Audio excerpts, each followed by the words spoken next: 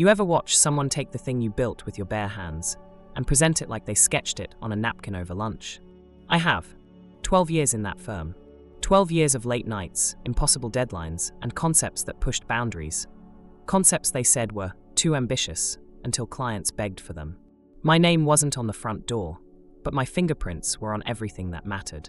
My name is Lijo, and that morning, I realized no amount of loyalty stops a knife when it's aimed at your back. It started in the glass conference room. Monday morning, the kind where the coffee's burnt, and the smiles are faker than the art on the wall. I was sitting 2 seats from the head of the table. Same spot I always took, not too loud, not too far. The firm's partners were there. So was Curtis. Curtis Benton, managing partner.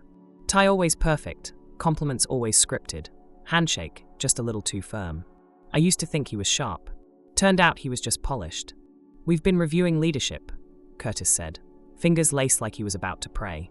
"And we've decided to make a few structural adjustments." I didn't flinch. Then came the sentence that would stick with me. "Lee's a great designer," Curtis said, "but we feel he's more of a creative mind than a leadership presence." He smiled at me like he was doing me a favor. "You've got vision, no doubt. But vision alone doesn't run a studio. You understand, right?" I understood perfectly. I'd just been demoted. In front of the team. No warning. Just a slow, surgical cut masked as corporate strategy. Someone shifted awkwardly beside me.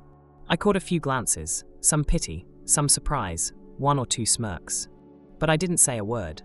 I smiled, nodded, told Curtis I appreciated the feedback. Because you don't flip the table when the meal's already poisoned. You watch who keeps eating. I left the meeting quietly, went back to my desk, finished the renderings for a cultural center concept I'd been refining for months. A project I had breathed into life from blank paper. The same one Curtis would later present to a client without once mentioning my name. That's when I knew. This wasn't about leadership. This was about erasure. But what they forgot is, designers don't just draw. We build. We plan. We adapt. So while they kept polishing their glass towers and buzzwords, I started sketching something else. Not on paper. In my head. A clean exit. A quiet launch. And this time, my name would be on the door. I didn't quit the next day. That would have been too loud. Too obvious. And Curtis would have loved that.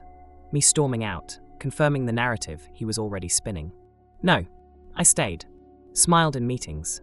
Took notes like nothing had changed. Delivered designs on time. Even laughed at his recycled jokes when I had to. On the surface, I was the same Lee Joe they'd always known. But beneath that calm, something sharp was forming. Curtis thought demoting me would shrink me. What he didn't realize was, I'd already outgrown the place. I just hadn't put it on paper yet. So I started paying attention. Not to the projects. To the cracks. The outdated software they still clung to. The internal workflows patched together with duct tape and denial. The way information bottlenecked at the top, while the people doing the real work were left guessing. I didn't need to steal anything. I just observed, documented, learned what not to build. And when I was ready, I sent exactly 3 emails. Not to recruiters, not to architects, to people who mattered, clients. 2 of them. Both had worked closely with me over the past few years. One in public development, one in boutique hospitality. They liked the firm's portfolio, sure, but they kept coming back for my ideas, my thinking. I could tell. So I asked them for lunch. Separately. Quiet spots. Just conversation. And I told them the truth. What happened. Why I wasn't ready to walk away from design. But why I was done building someone else's legacy. I didn't pitch. I didn't beg. I just said, if I started something, small, clean, and serious, would you trust me with your next project? They didn't blink. They said yes. That night, I sat in my apartment, half-empty Chinese takeout beside me, and registered a company name. Something simple. No trendy Latin. Just clean lettering. Subtle. Focused. Anonymous, at least for now. Then I called one person. Hannah Lu. She was one of the best junior designers at the firm. Overlooked, underpaid, and miles ahead of everyone in actual skill. She didn't ask many questions. Just said, when do we start? Then came Daniel Seo, a structural engineer I'd collaborated with on 2 previous builds. He always delivered, always on time, always thinking 3 steps ahead. When I told him what I was building, he said, took you long enough. The team was forming. No titles. Just mutual respect and a shared hunger to build better. We rented a small, brutalist office space on the edge of the city. Exposed concrete, big windows, dust still in the air. But it was ours. We didn't hang a sign, didn't announce anything. Instead, we began quietly submitting design proposals to select bids. Strategic ones. Projects I knew Curtis's firm would chase. We crafted the submissions to stand out, not by shouting, but by thinking sharper. Just beautiful, functional design. And while Curtis was busy giving keynote talks on vision, I was finally building mine. For the first time in years, I didn't feel boxed in. I felt dangerous. But the best part? No one at the firm even knew I'd started. And by the time they did, it would already be too late. The RFP landed like a quiet bomb. A civic innovation hub, public-private partnership, central location, multi-million-dollar budget, politically backed, media-hungry, legacy-making kind of project. I knew the firm would go after it before I even read the second page. Curtis didn't miss those. He lived for high-profile projects with camera crews and ribbon cuttings.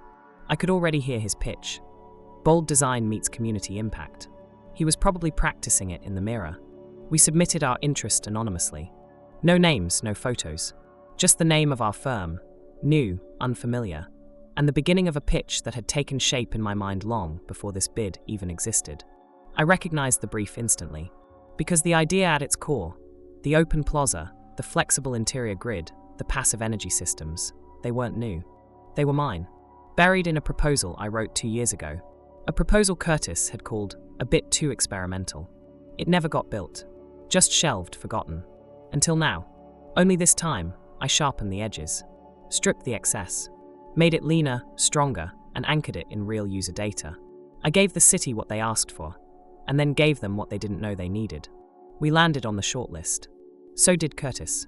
I got the news via email. He probably got it from his assistant, printed on thick paper. The moment I saw the client list, I knew this was it. Game on. The next few weeks blurred into a rhythm. Early mornings at the office, whiteboard sketches, 3D models, mock-ups, nighttime site visits. We didn't have a PR team. We didn't need one. Every line we drew spoke louder than any press release. Meanwhile, Curtis was making the rounds, keynotes, panels, networking events. I even saw him speak at an industry night. I stood in the back of the room, half shadow, no name tag. He strutted on stage in a navy suit and said, "Our team is preparing one of the boldest proposals this city has ever seen." People clapped. He didn't see me, but I saw him. The pressure was starting to show. His latest hires were too green. His old senior architect left last month. The firm was leaking talent and vision. I went back to the office that night and ran one last simulation on our proposal. Then I sat back, stared at the screen, and smiled. Not because it was perfect, because it was ready, and they still had no idea who they were up against. The room smelled like too much coffee and old carpet. City Hall's presentation chamber wasn't exactly inspiring. Fluorescent lights, dusty curtains, half-broken microphones. But today, it might as well have been a stage. We were third on the list. Curtis's firm was second. Back to back. Perfect. I sat in the back row, watching the presenters before us. My team was calm, focused. Hannah flipped through the final slides on her tablet.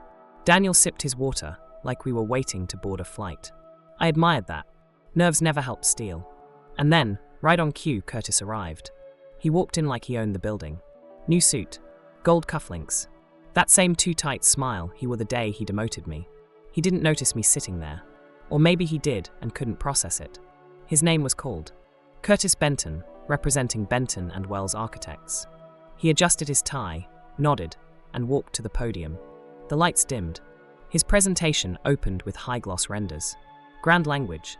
Safe lines. "This design is about legacy," he said. "It's about anchoring the city in timeless elegance." I recognized it instantly. A simplified version of the concept I'd sketched years ago. He'd softened every edge, dulled every bold detail, and wrapped it in clichés. I watched the council members nod politely. Then I saw it, small, but there, a flicker of disinterest. A sideways glance. The kind that says, "Is this really it?" 15 minutes later, Curtis thanked them and walked off the stage like he'd just secured a win. Then my name was called. Lee Joe, representing East Point Studio. The moment I stood, I felt every eye shift. The room didn't go silent, but the air changed. Even Curtis paused mid-handshake. I didn't speak right away. I let the first slide speak for me. A stark, striking silhouette of the building, angular, light-filled, breathing with green space. Not just a structure, but an ecosystem. No recycled language. Just clarity. This isn't about ego or prestige, I said. It's about what this space does for the people who move through it, day by day, year by year.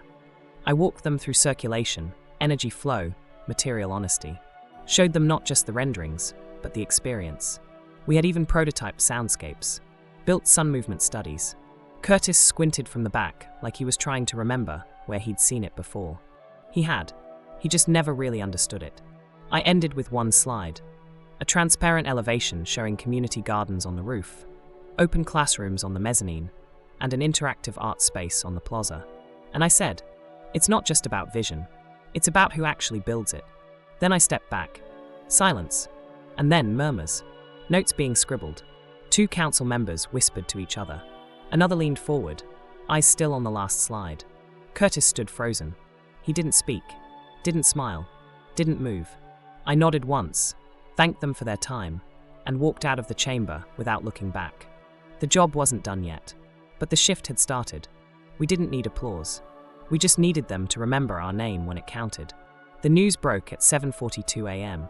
Official announcement. City crest. Press release embedded. East Point Studio awarded Civic Innovation Hub project. A forward-thinking space designed by a rising firm focused on sustainable impact and public value. My name was in the second paragraph. Not buried, not footnoted. Right there, next to lead architect, Lee Joe. I stared at it for a few seconds longer than I should have. Let it sink in. Across the city, Curtis Benton was probably choking on his espresso. I never heard from him directly. But about an hour later, Hannah walked into the office holding her phone and grinning. He just posted a story, she said. Photo of some old project, and a quote about how real vision takes time.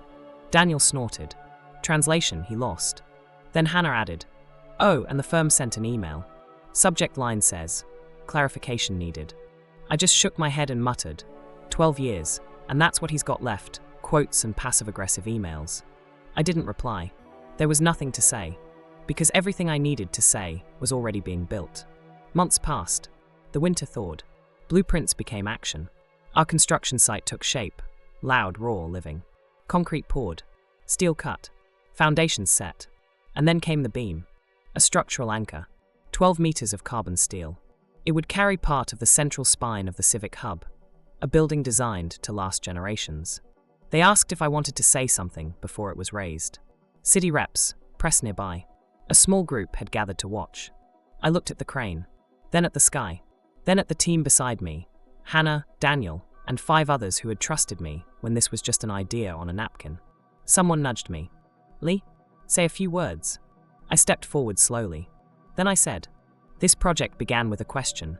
What does it mean to design for people, not praise? It's never been about status, or press, or awards. It's about showing up with integrity, every single day, and building something you can stand under and say, I helped make that real. They didn't clap. They just nodded. Because the truth doesn't need applause. The beam rose, slow and steady, its steel surface gleaming in the afternoon sun. On its side, etched into the metal, East Point Studio. Not loud, not flashy. That night, I got one final message. From someone I hadn't spoken to in over a year. Curtis, didn't expect you to pull that off. Guess I underestimated you. I stared at the message for a long time. Then I typed 3 words. You always did. And hit send. That was the last time we spoke. Now, when I walk past that building, I don't think about him. I don't think about revenge. I think about what it means to reclaim your name. And carve it, in steel, into the world.